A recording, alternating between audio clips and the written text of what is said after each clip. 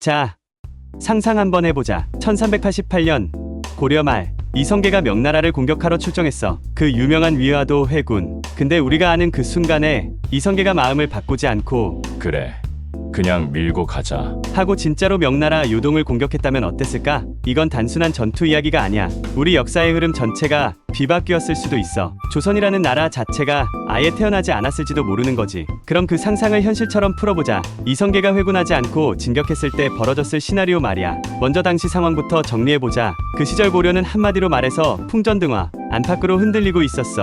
왕은 우왕, 실권은 최영, 그리고 무력은 이성계가 쥐고 있었지.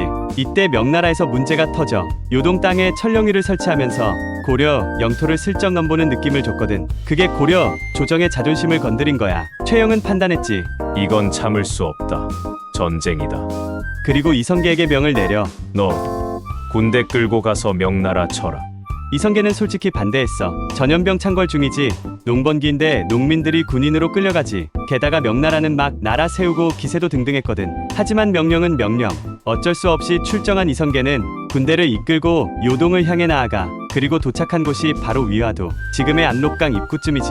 그곳에서 이성계는 멈춰. 그리고 결정적인 결심을 해. 이 전쟁 해봐야 나라 망한다. 그래서 회군을 감행해. 이게 바로 우리가 아는 위화도 회군. 이 회군 덕분에 이성계는 군사적 주도권을 쥐고 결국 고려를 무너뜨리고 조선을 세워. 근데 말이지, 이성계가 그 결심을 안 했더라면, 회군 대신 진격을 택했다면 완전히 다른 세계가 펼쳐졌을 거야. 시나리오 1 이성계 요동 공격 성공. 자, 만약 이성계가 진격했다면 당시 이성계가 이끌던 군대는 약 3만 명 정예병들이었고 실전 경험도 풍부했어.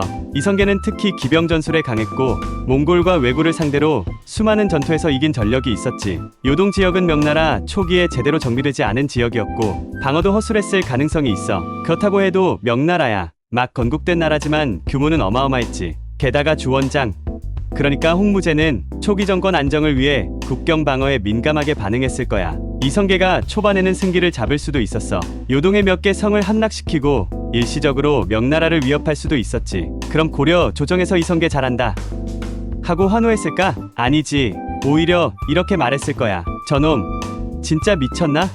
명나라랑 전쟁하겠다고 설치네. 이성계는 명나라와의 전쟁을 이유로 정치적으로 고립될 수도 있었어. 시나리오 2명 나라의 반격. 이성계에 몰라. 요동을 치고 성공했다고 해도 명나라가 가만히 있었을 리 없어. 홍무제는 군사력을 바로 동원했을 거야. 수십만 대군이 쏟아져 내려오면 이성계의 군대는 요동에서 고립되는 거지.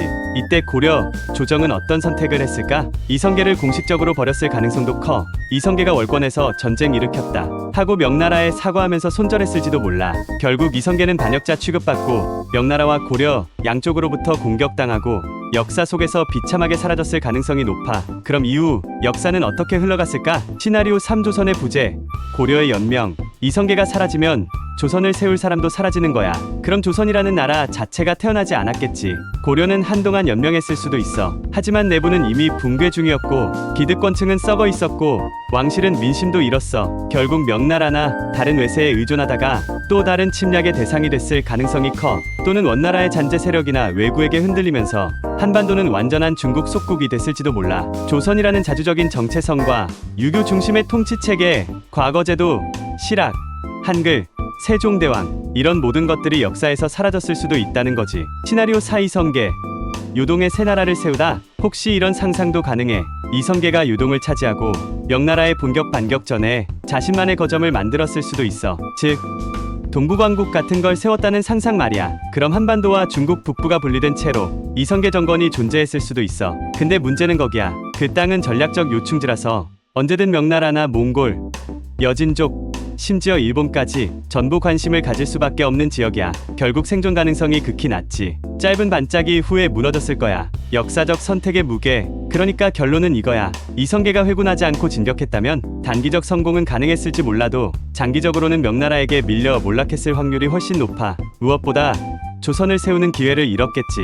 지금 우리가 아는 500년 조선, 세종대왕, 한글, 실학, 정조, 실용주의 철학, 이 모든 게 존재하지 않았을 수도 있다는 거야. 회군은 쿠데타가 아니었어. 현실적인 혁명이었지. 흥미로운 건 위화도 회군은 당시에는 엄청난 쿠데타였지만 결과적으로는 가장 현실적이고 전략적으로 탁월한 선택이었다는 거야. 이성계는 회군을 통해 최소한의 충돌로 최대한의 권력을 얻었고 전쟁 없이 조선을 만들었어. 나라를 세우고 체제를 재설계한 뒤 새 시대를 열어버렸지. 역사는 선택의 연속이야. 그리고 어떤 선택은 한 사람의 운명만이 아니라 한 나라의 운명을 바꿔버리지. 이성계가 회군하지 않았다면 우린 지금 어떤 언어를 쓰고 있었을까? 어떤 제도를 갖고 있었을까? 우리는 과연 지금의 대한민국으로 존재하고 있었을까? 궁금하지 않니?